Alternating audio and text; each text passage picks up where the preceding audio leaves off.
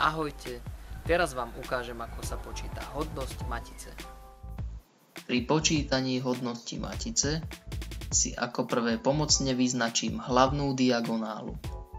Všetky prvky, ktoré sa nachádzajú pod ňou, je treba vynulovať.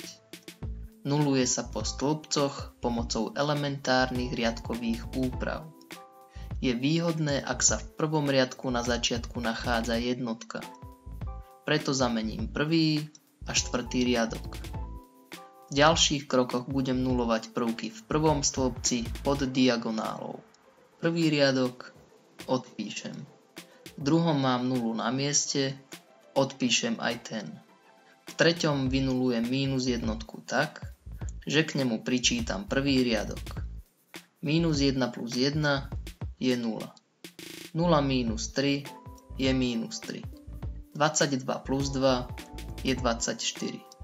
Mínus 29 plus 4 je mínus 25. V štvrtom riadku vynulujem sedmičku tak, že k nemu pričítam mínus 7 násobok prvého riadka.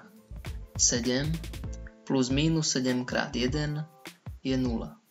Mínus 19 plus mínus 7 krát mínus 3 je 2. Mínus 7 plus mínus 7 krát 2 je mínus 21. 33 plus mínus 7 krát 4 je 5. Takmer všetky úpravy sa týkali pričítania násobkov prvého riadka, pretože som nuloval prvky v prvom stĺpci. Keďže teraz budem nulovať prvky v druhom stĺpci, úpravy sa budú viazať na druhý riadok. Prvý a druhý riadok odpíšem. V treťom vynulujem mínus trojku tak, že k nemu pričítam trojnásobok druhého riadka. 0 plus 3 krát 0 je 0. Mínus 3 plus 3 krát 1 je 0. 24 plus 3 krát mínus 6 je 6. Mínus 25 plus 3 krát 13 je 14. V štvrtom riadku vynulujem dvojku tak, že k nemu pričítam mínus dvojnásobok druhého riadka. 0 plus mínus 2 krát 0 je 0. 2 plus mínus 2 krát 1 je 0. Mínus 21 plus mínus 2 krát mínus 6 je mínus 9.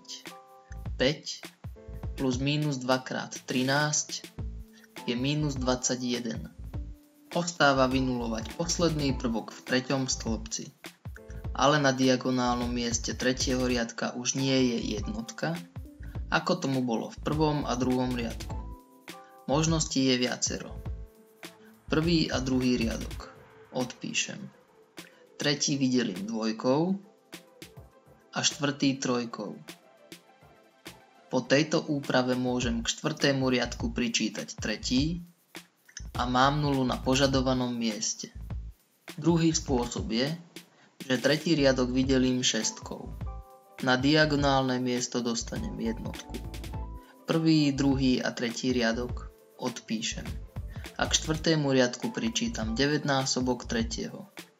0 plus 9 krát 0 je 0. 0 plus 9 krát 0 je 0. Mínus 9 plus 9 krát 1 je 0. Mínus 21 plus 9 krát 14 šestín je 0. Poslednú možnosť, ktorú doporučujem, je k štvrtému riadku pričítať taký násobok tretieho, aký po sčítaní dá požadovanú nulu. V tomto prípade 9 šestín násobok. Mínus 9 plus 9 šestín krát 6 je 0. Mínus 21 plus 9 šestín krát 14 je 0.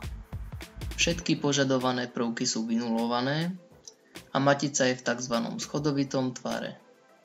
Hodnosť matice je počet nenulových riadkov matice v schodovitom tvare. V tomto príklade 3.